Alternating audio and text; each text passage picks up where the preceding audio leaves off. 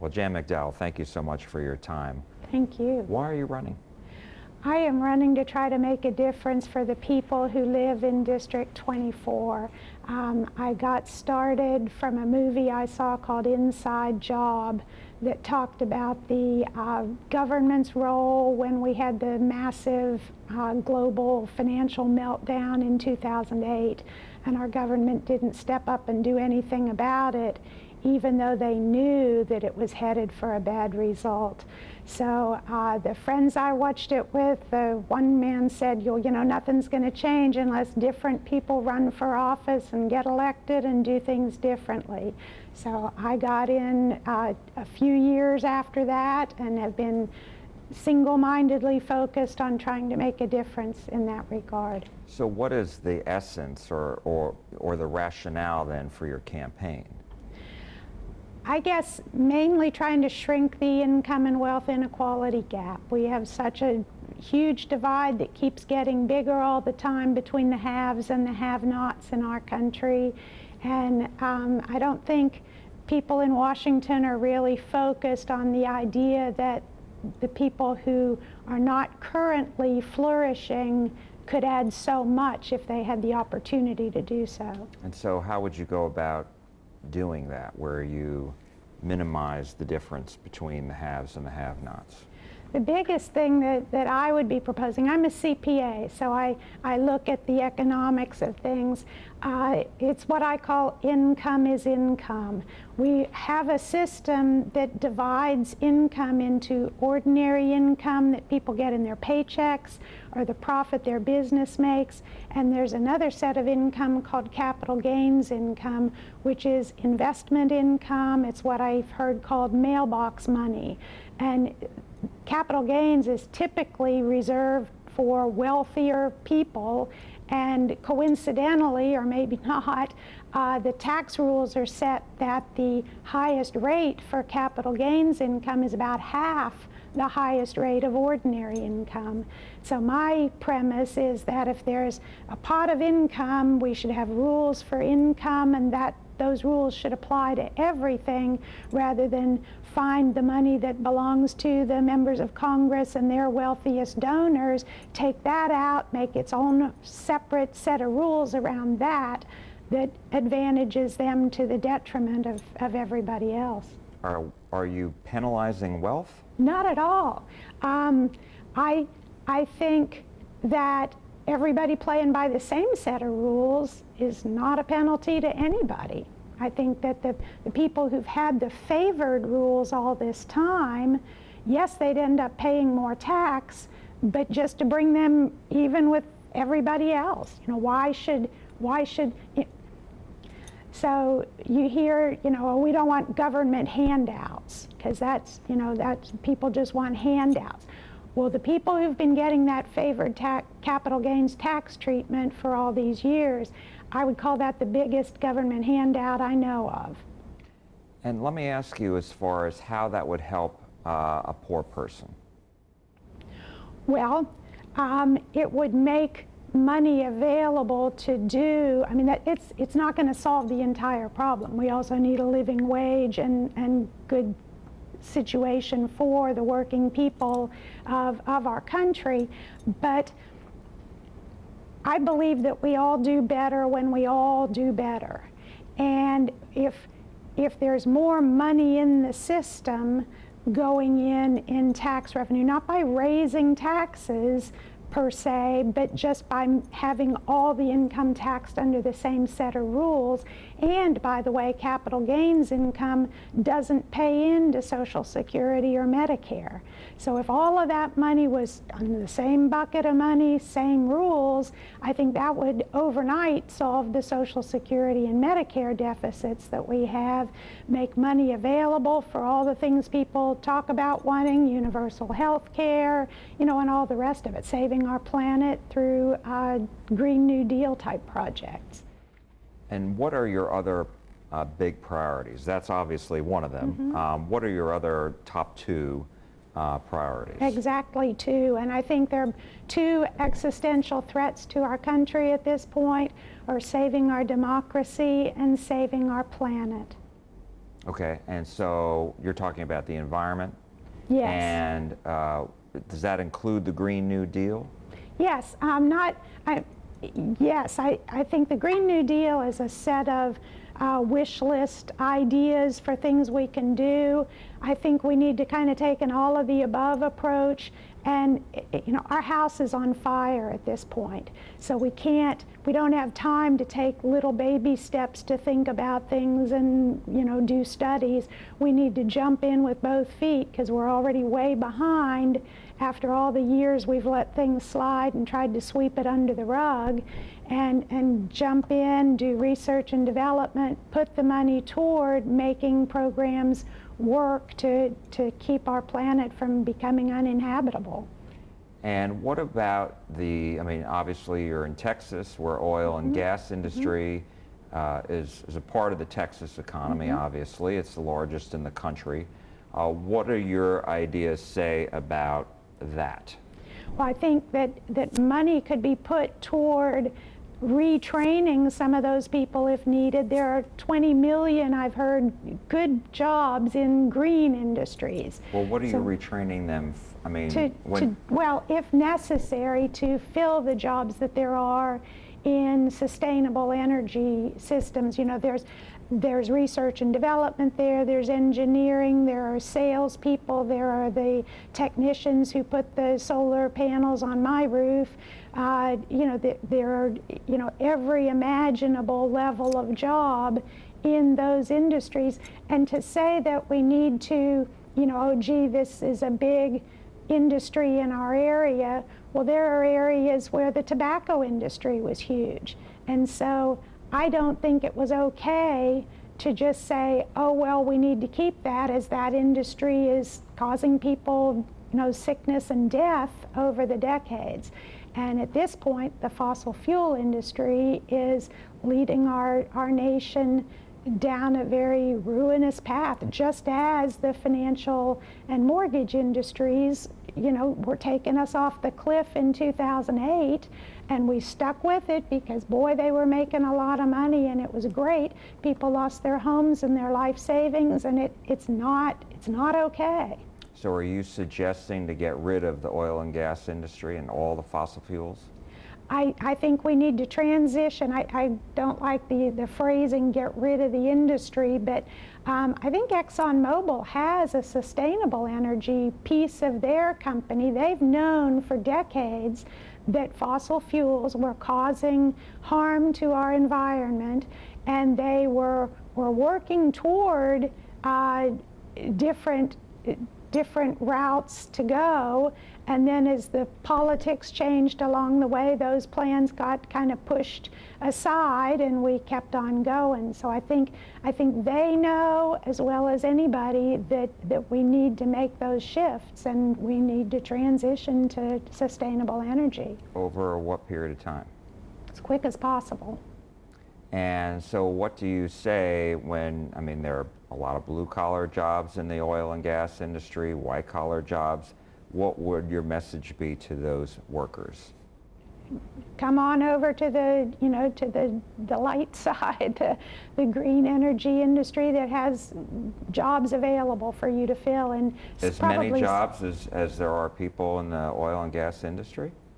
I'm guessing so. I don't have a congressional budget office at my fingertips to scale those things out. I know that they're, you know, in this booming economy that we keep hearing is so robust and, you know, record low unemployment, I think there are jobs out there, whether they're all industry to industry, you know, fossil fuels to alternative energy, or whether some of them go to other industries. I think there are plenty of jobs available for people.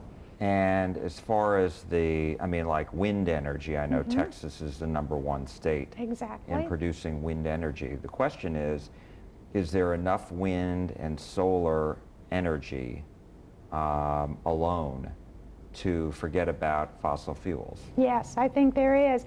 I'm not sure I can remember the exact numbers I was told, but offshore wind produces enough wind in a year to to power the entire world's energy needs for 40 years. I mean, it was staggering numbers. So it's the research and development that's needed to figure, the storage and the getting it from where it is to where it's needed. Those things, may not be ready for prime time at this point. And the solar energy was an even more staggering number, like an hour's worth of the energy that comes from the sun could power, enormous amounts of world energy use. So the energy is there for sure. The logistics of harnessing it and delivering it, may need work. It's obviously happening, but it would need to be on a bigger scale. And last question on this, and then I want to move on to other topics. What would you say to skeptics who may listen to this and say, I don't believe this? Well, I would say that if you really like breathing clean air and you really like drinking clean water and you're getting a little bit nervous about the drastic weather that we see all over the planet and in our own backyard, clearly what we're doing is not sustainable. So we need to do something else, and they might need to read up a little on some of the research. Let me ask you about health care, because that's one of the biggest concerns for Democratic voters. Mm-hmm. What is your prescription as far as lowering health care costs and making it more accessible? Well, let me first say that your first premise that health care is a real concern for Democratic voters, I don't know any person of any political persuasion for whom health care is not a major concern. People have health care needs from the day they're born till the day they die. And having access to affordable health care is life and death at all steps along the way. Finding problems, having preventive health treatment all throughout life sets you up to be a healthier person with less problems down the road. If problems start to develop, the earlier they're found, the better, as far as the quality of the outcome that you get and the cost of it. If you wait till you're in the emergency room because you're, right at the precipice, that's the most expensive way to go about things and has the least possibility for a good outcome. So there are a variety of prescriptions out there, as you know. There's Medicare for all, mm-hmm. In which you would do away with private health insurance. There's also a Medicare buy-in option, right, for people where they would be able to buy in, mm-hmm. and then people would still be able to keep their private health insurance. And then there's just the thought of, at least among Democrats, boosting Obamacare, what's already there. And so, and then of course there are Republicans who feel like all that should not be on the table and just increase competition nationwide. So where are you on this? I believe that we probably will end up with Medicare for all, ideally. I don't necessarily think we go from where we are today to that all in one big giant leap. We have more than enough chaos in all areas of government right now, and chaos in healthcare is the worst possible thing. That's lives and deaths. So Medicare is very highly regarded as an excellent system that works. And I think to bounce off the idea of competition being a good thing, if Medicare for all who want it possibly is an option, and people could be on their private health care and see that Medicare is a better option and gradually choose that, then we get to Medicare for all kind of by consensus of seeing that it's right. And the people who have private health insurance through their employers don't always realize that, hey, later this afternoon, this job you have that has your health care, it could be gone. Companies are laying people off all the time, And if your health care goes away because your job goes away, suddenly going, having all the eggs in that basket doesn't look like such a good option. So if I hear you correctly, just to make sure, keep Obamacare, give people the option to buy in for Medicare, and then at some undetermined later date, perhaps transition to Medicare for all. Well, I think it would kind of naturally happen by itself because people would be opting into Medicare, and once we're at a pretty critical mass where most people are there, then here we are, we're at Medicare for all. Where are you on guns? I ran in 2018. I was a candidate of distinction, I think they called it, for Moms Demand Action. Moms need to be demanding action all around our country. I think we have a very bipartisan consensus on the things that need to be done to protect people from people with guns, and that bipartisan consensus seems to exist everywhere other than in Congress. The NRA has apparently financed congressmen's campaigns to the extent that they're not even willing to talk about reasonable gun sense solutions, gun safety measures like universal background checks. I think there needs to be a ban on the assault weapons, and a ban on the high-capacity magazines would be great starting points. And do the bans on the weapons and the magazines, the ammunition, does that mean that, does that also include a mandatory buyback? No, probably not. One thing that I can envision that I'd like, and I don't know whether, do you ever go bowling? At a bowling alley, you show up, there are bowling balls there, shoes, everything you need, you rent it, you do your thing, you leave it all there, and you go home. The only thing I can see that people would need an AR-15 for is target practice, because somehow it's fun to blow stuff up. So why not have gun ranges where you go in, you could even own your own equipment and let it be stored at the gun range, go in, use it, leave it there, and go home. That's just an idea. I'm not saying I'm going to propose a law for that, but it's an idea. Then people can still, enjoy whatever it is they enjoy about shooting those kind of weapons without having them out on the street. Let me ask you about illegal immigration. Where are you on the border wall as far as expansion? I'm against expanding the border wall. Why? No human being is illegal. One thing we should be real clear about is that seeking asylum is legal. People are allowed to flee a country where they're in danger and seek asylum at a safer spot. And to shut the door on that is just unconscionable. Our country has been built on immigrants. I think they occasionally you'll have a no immigrants day where everybody, all the people that mow the lawns and do all the other jobs that might be done by immigrants stay home for a day, and we feel it and realize that maybe way beyond what we realize, immigrants are contributing to the country, not to mention, of course, the immigrants who are professional people and doing every level of job that everyone else is.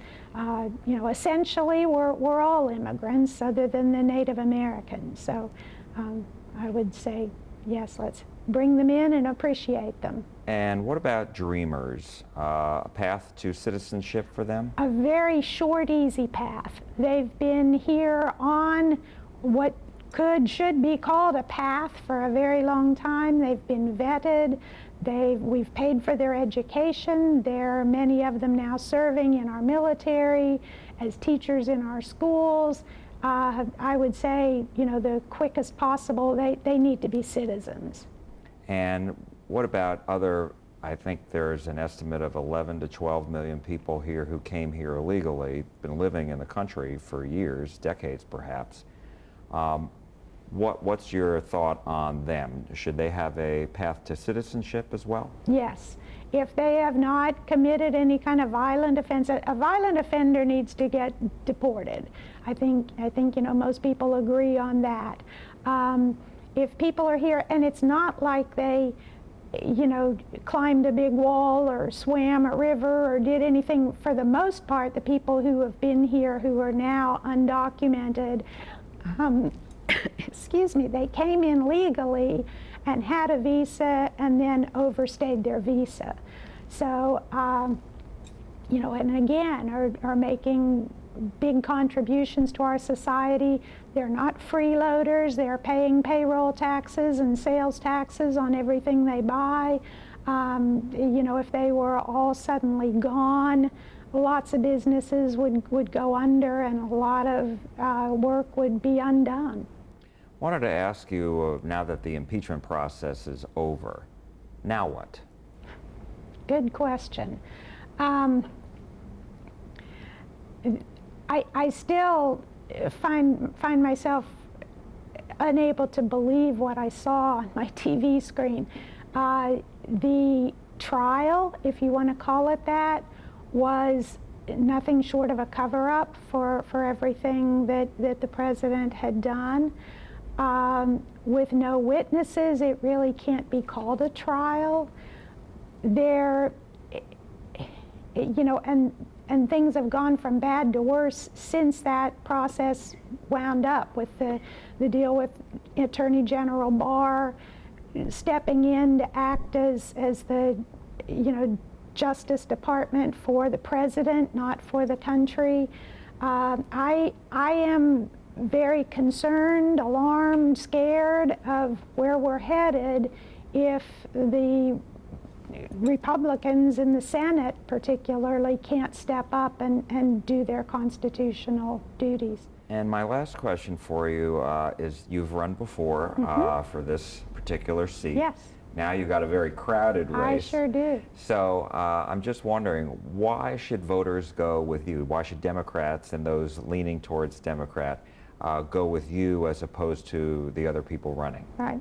Well, yeah, to your point, I keep saying I made it look way too easy when I got within 3 points of winning the seat in November 2018. And people see this district and go, oh, that might be one I could win, and jump into it. I was not recruited by the Democratic Party. I was not recruited by anybody. I was inspired when I saw a need in our government, and I raised my hand and said, I'm in, and nobody had ever heard of me. Now people have heard of me. People are counting on me. People I don't know pop up all the time and say, I want a Jan sign in my yard. I'm the name recognition person, somebody who stands for them, for people who lead ordinary lives in our district, who've been working hard. There's a book I like, that part of the title of it is Working Hard and Being Broke in the Richest Country on Earth. And those are the people that I want to stand up for, because they are working hard. We all do better when we all do better, and I would like to give those people an opportunity to do better. Jan McDowell, thank you for your time. Thank you. Appreciate it.